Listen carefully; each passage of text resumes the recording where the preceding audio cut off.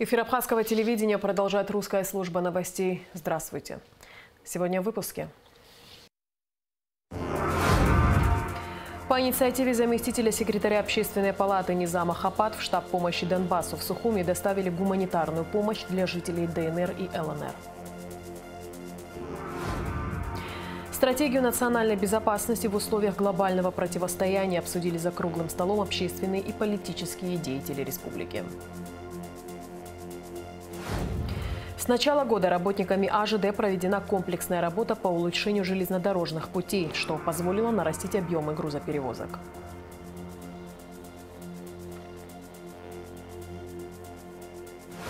В республике стартовал туристический сезон. Какова заполняемость объектов размещения на данный момент?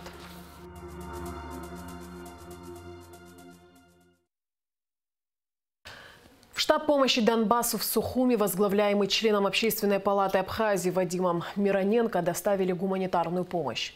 Инициатива поставки помощи жителям ДНР и ЛНР принадлежит заместителю секретаря Общественной палаты Низаму Хапат. По просьбе Низама Хапата его брат, предприниматель из Турции Ахмед Хапат и другие представители абхазской диаспоры закупили партию детской одежды и доставили груз в Абхазию.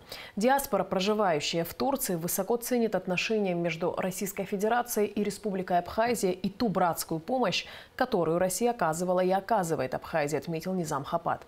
Жители Абхазии поддерживают спецоперацию, проводимую Россией на Украине. И мы считаем своим долгом оказание посильной помощи пострадавшим людям, подчеркнул заместитель секретаря Общественной палаты. В Сухуми обсудили стратегию национальной безопасности в условиях глобального противостояния. За круглым столом собрались общественные и политические деятели, ветераны. Все подробности в репортаже Гугуца Вардания. Основные причины возникновения противостояния в мире и меры противодействия новым угрозам геополитического кризиса. Главные темы круглого стола. Открывая встречу, модератор мероприятия Ахра Аристава подчеркнул, что на сегодняшний день вопросы безопасности являются первостепенными. Помощник президента по международным делам Максим Гвинджи отметил, что сегодня причин для противостояния немало. И слово «безопасность» ключевое в этом вопросе. Основные причины возникновения противостояния в мире.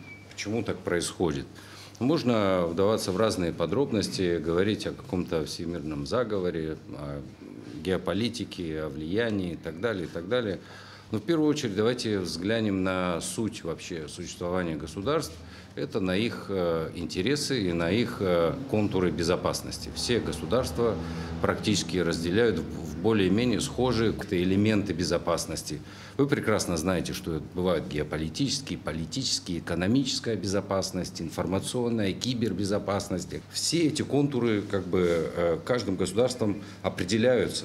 Если говорить о перечисленных аспектах, то, по мнению Максима Гвинджи, для многих стран на первом месте стоит геополитическая безопасность. В случае США, например, которые вот в этом международном противостоянии выступают основным двигателем, которые провоцируют всю эту международную нестабильность, очевидно, что один из этих элементов безопасности является под угрозой. Я бы не сказал критической, но определенно под угрозой. Потому что США действуют именно таким уже варварским и открытым способом, который, кстати, они давно запланировали. Следовательно, вот это стабильное состояние жить в угрозе, да, и действовать в США мы можем наблюдать на протяжении уже более 20 лет. Во встрече в режиме онлайн принял участие приглашенный эксперт, кандидат политических наук, старший преподаватель военной академии Генерального штаба Вооруженных сил России Игорь Стародуб.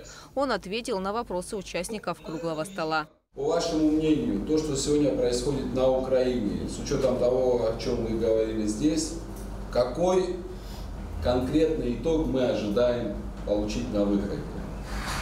Не только завершение спецоперации, достижение поставленных целей, я имею в виду геополитический итог и влияние этого итога на постсоветское пространство. Геополитически необходимо указать, что интересы Российской Федерации должны быть учтены, и Российская Федерация будет их защищать. Геополитически государство Украины, как антироссия, должно перестать существовать. Это должно быть либо нейтральное и дружественное для России государство.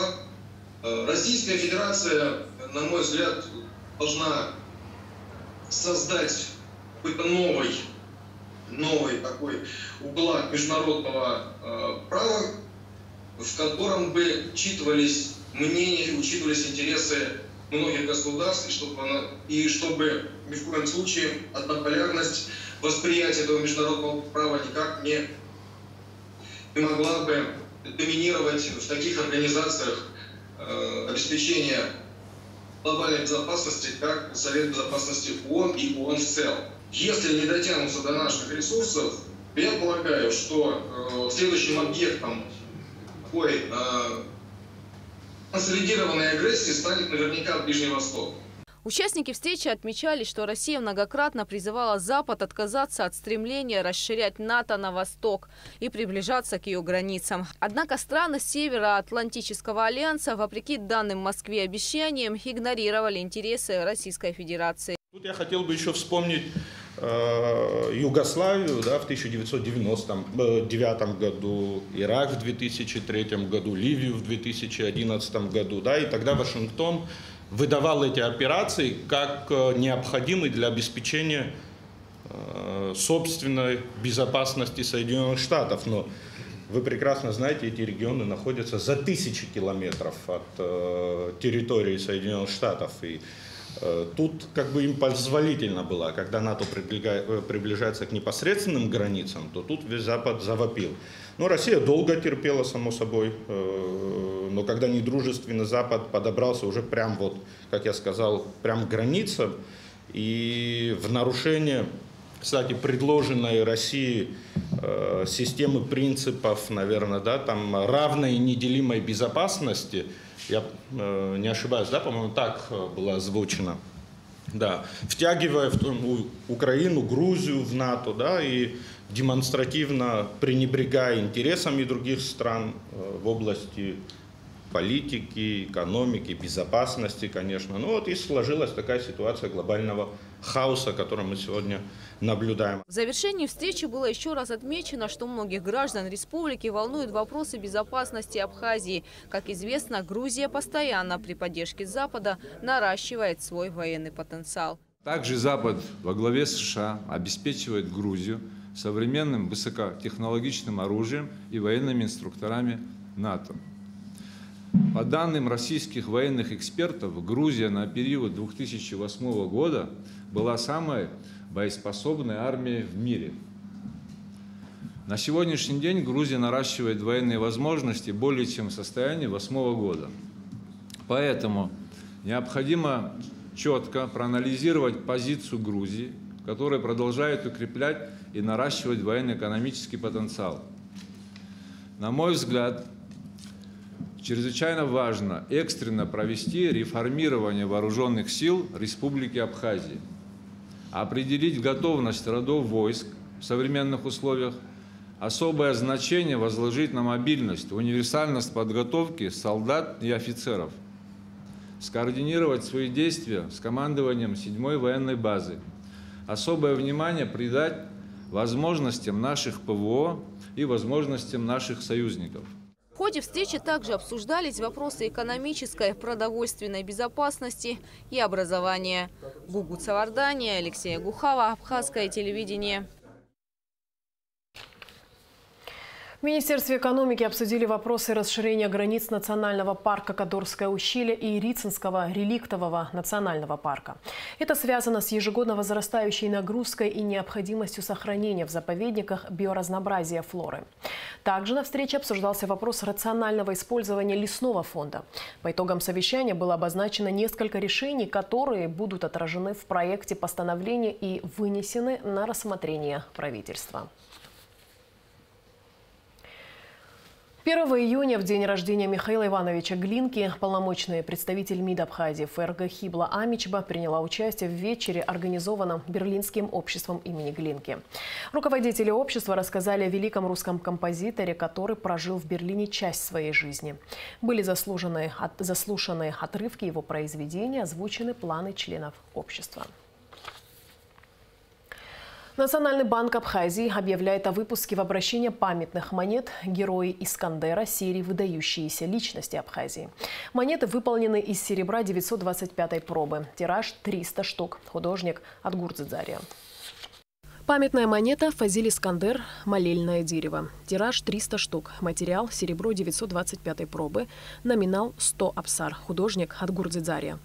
Общий аверс. Круги меньшего диаметра, расположенного симметрично, ближе к правому краю монетного поля, помещено рельефное изображение Фазиля Искандера. Слева изображено условное созвездие в виде 7 разновеликих восьмиконечных звезд. Ниже и в центре цифры 90. Цифра и звезды покрыты позолотой. Полукругом по периметру нижнего края монеты надпись «Фазиль Искандер и годы жизни» 1929-2016. Реверс. Изображение молельного дерева занимает всю центральную часть композиции. Старинные ритуальные наконечники стрел изображены в виде орнаментальной полосы, а увеличенный в масштабе древний топор расположился в нижней части монетного поля у корней дерева. Памятные монеты Хабуг, Сандро из Чегема, Чик, кролики и удавы, широколобы. Памятная монета Хабуг, реверс. Левую половину монетного поля занимает поплечный портрет Хабуга со скрещенными перед собой кистями рук. В правой верхней четверти Хабуг ведет на мельницу мула. Выше на фоне гор виднеется большой дом.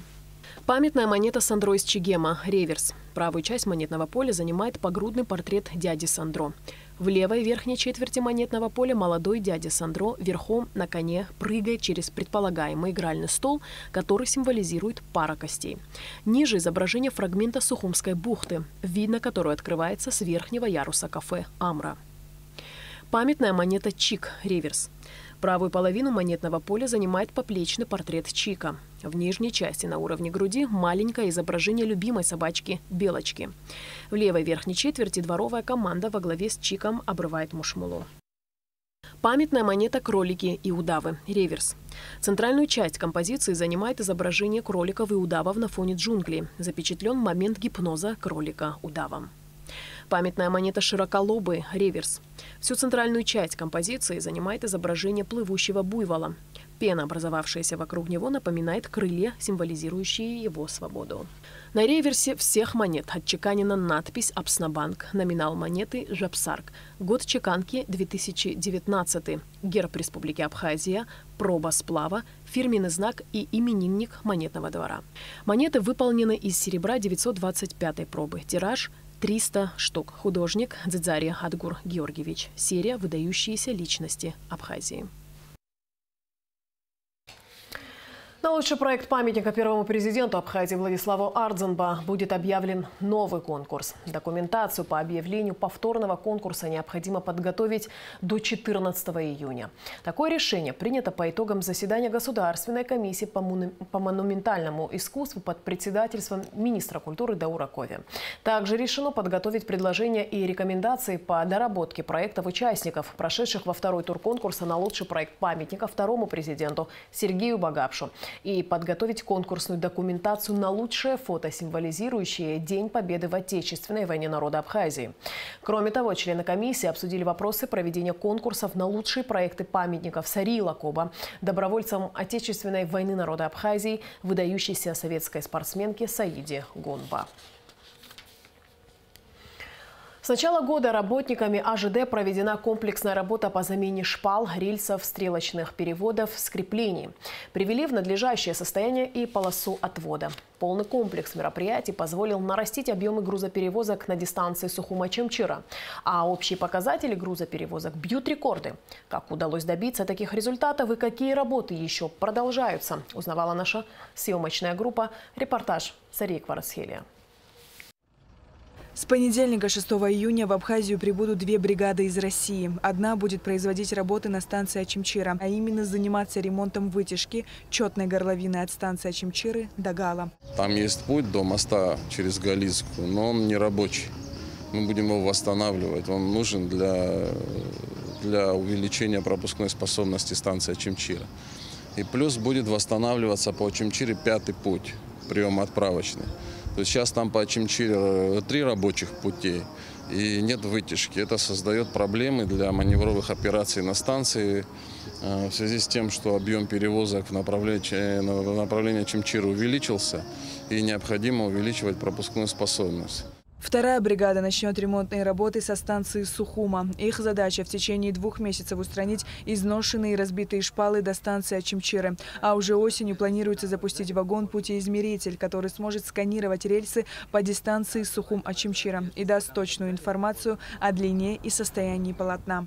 Но те мероприятия, которые мы планируем провести, они позволят увеличить скорость составов на дистанции Сухум-Очимчира и оборачиваемость составов вагонов на этом участке. Также ранее были проведены работы по увеличению пропускных способностей инфраструктуры АЖД, капитальный ремонт припортовой станции Очимчира, ремонтно-восстановительные работы на 2-м приемно-отправочном пути железнодорожной станции Тамыш и приемно-отправочного пути станции Дранда.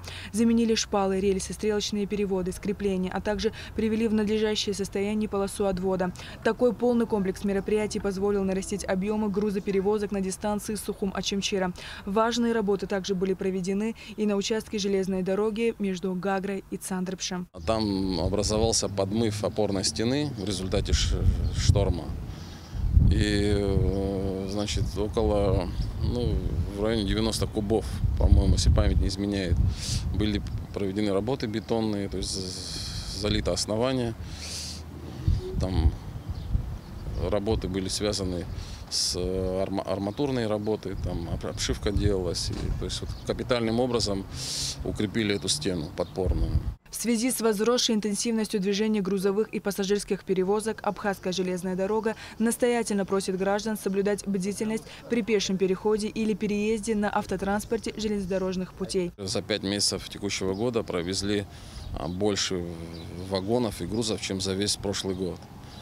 И это требует, конечно, проведения специальных мероприятий по обеспечению безопасности. Рост грузоперевозок в первую очередь связан с комплексными работами, которые были проведены в 2021 году.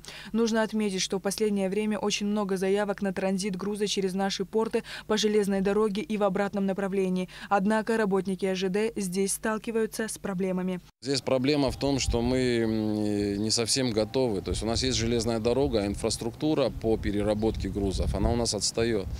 То есть для этого нужны современные терминалы, значит, терминальные комплексы логистические, куда могли бы, значит, прибывать вагоны с грузами, перерабатываться современными безопасными способами.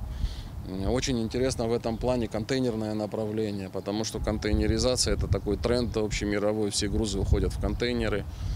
И сейчас проводятся работы. Вообще частные компании, которые связаны с железной дорогой или работают рядом с железной дорогой, они в последнее время активизировались. Два подъездных пути частных, один построился, другой строится, это по станции Бзыб. Построен путь по станции Очимчира, там строится, тоже частная компания строит контейнерный терминал. Как добавил Октай Хазириши, в Абхазии от 5 до 6 несанкционированных переездов, санкционированных 4. Из года в год приходится бороться с этим явлением, а именно перекапывать подъезды перед путями, чтобы транспорт не мог переезжать. Закуплены знаки, оборудуются переезды знаками соответствующими. И, кстати, в этом направлении очень серьезная работа проводится по реконструкции этих переездов официальных. То есть сейчас эти сторожки, где раньше стояли дежурные по переездам, мы их ремонтируем, и в течение до 15 июня текущего года мы планируем на всех 4 переездах, значит, сделать посты. Местные граждане, по 4 человека на каждый пост, и круглосуточно, чтобы обеспечить закрытие шлагбаумов и открытие шлагбаумов. Многие железнодорожные платформы в годы Отечественной войны народа Абхазии были частично разрушены. Следы военных действий остаются до сих пор. Однако совсем недавно станция ГУМа в Сухуми получила новую жизнь. По словам Октая Хазириши, когда на данном остановочном пункте проводятся различные мероприятия, сотрудников АЖД ставят в известность. Предупреждают, значит, нашу службу движения, та дает распоряжение локомотивным бригадам, и они снижают скорость, значит, при приближении многократно дают сигналы, и в этот период, когда у них там мероприятия, мы, значит, специальным образом проводим составы через вокзал ГУМа. Абхазская железная дорога ощущает острую нехватку кадров. По мнению хазериши, это связано с недостаточной популяризацией профессии железнодорожников у молодежи. Отрадно сказать, что в последнее время, видимо, это связано с тем, что общественность видит и следит за деятельностью Абхазской железной дороги. Видно, что, даже визуально, что поездов стало больше, и стали приходить люди, молодежь приходит, и это вот станция Бзыбь, молодые люди, значит, пришли на работу по Сухому, по Гагре, значит, составителями поездов, дежурными по станции, но мы сначала их прикрепляем к опытным сотрудникам, они ходят, сначала стажировка, дальше, значит, они сдают экзамены, аттестируем им, но это на такие, как сказать правильно, квалификации, которые которые не требуют особой квалификации, то есть серьезного обучения. Но дальше, значит, это первый этап. На втором этапе мы этим людям предлагаем обучение в вузах. Вакансии есть. АЖД готовы принять на работу ремонтников, слесарей и помощников машинистов. В районе 80% была поднята зарплата по прошлому году. Сейчас, допустим, у нас машинисты получают от 40 до 50 тысяч рублей. Помощники машинистов от 35 до 40 тысяч рублей в месяц. Поездные диспетчера тоже 30-40 тысяч рублей. И в зависимости от интенсивности, значит, на тот или иной период премии, значит, выдает руководство. Как добавил Октай Хазериши, приходится привлекать кадры из других стран, например, из России и ДНР. Есть бригады, которые работают вахтовым методом. В их состав включаются и наши сотрудники. И они учатся непосредственно уже на работе. Сария Кварацхеля, Тимур Гогохия, Абхазское телевидение. Теплое море, жаркое солнце, сочные фрукты и, конечно же, места неземной красоты. За всем этим в Абхазию ежегодно приезжают тысячи туристов из разных уголков России и не только. В республике стартовал туристический сезон. Какова заполняемость объектов размещения на данный момент, узнавала наша съемочная группа. Репортаж Лауры Капш. В гостиничном комплексе «Интерсухум» 160 номеров. На сегодняшний день здесь процент бронирования на июнь месяц низкий по сравнению с прошлым годом. Ну вот как раз-таки в основном сейчас бронируется на именно июль и уже август. То есть у нас, как обычно, заполняется какой-то определенный месяц, и потом уже идут последующие месяца. Так вот, на данный момент в основном идет бронирование, такое в процентном соотношении хорошее, именно на июль, август. Июнь пока слабоватый, потому что, видимо, только сейчас пошло все это дело. Поэтому пока так. И я думаю, что сентябрь должен быть неплохим. Ситуация на Украине не могла не повлиять на решение российских туристов. Не все из них решаются планировать отдых на несколько месяцев вперед. Как правило, они заранее бронируют, просто в последнее время немножко тенденция меняется. Это, видимо, связано с последними событиями, что люди стараются уже ближе к дате бронировать, то есть по факту. Наперед очень мало кто уже покупает готовые путевки. Видимо, просто они подстраховываются все, и поэтому вот сейчас немножко вот эта тенденция раннего бронирования меняется.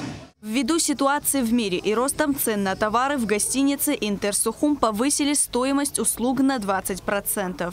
Цены мы постарались, в принципе, не поднимать сильно, потому что мы понимаем все положение, которое происходит.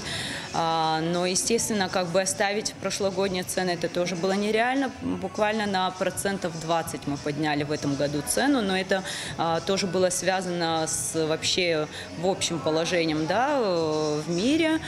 И это было сделано не в последний момент, а это было еще с начала года, то есть поднятие цены, то есть это было ожидаемо. Нужно отметить, что в этом году здесь откроют бассейн. Работы уже идут к завершению. А вот в отеле «Дэм» бронирование такое же, как и в прошлом году. Здесь практически всегда забронировано 95%, а цены подняли всего лишь на 10%. Бронирование практически то же самое.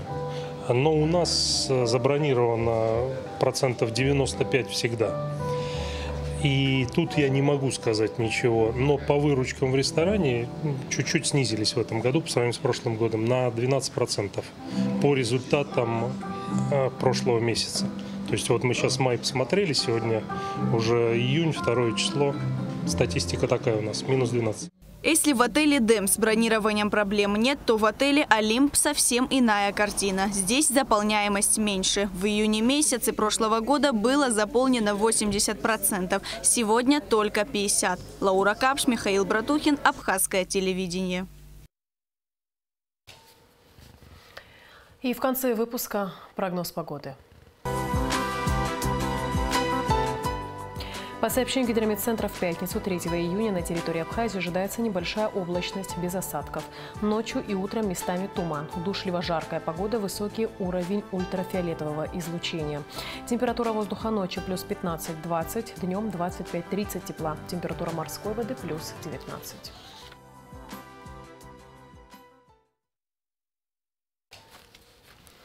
На этом наш выпуск завершен. Всего доброго и до встречи в эфире.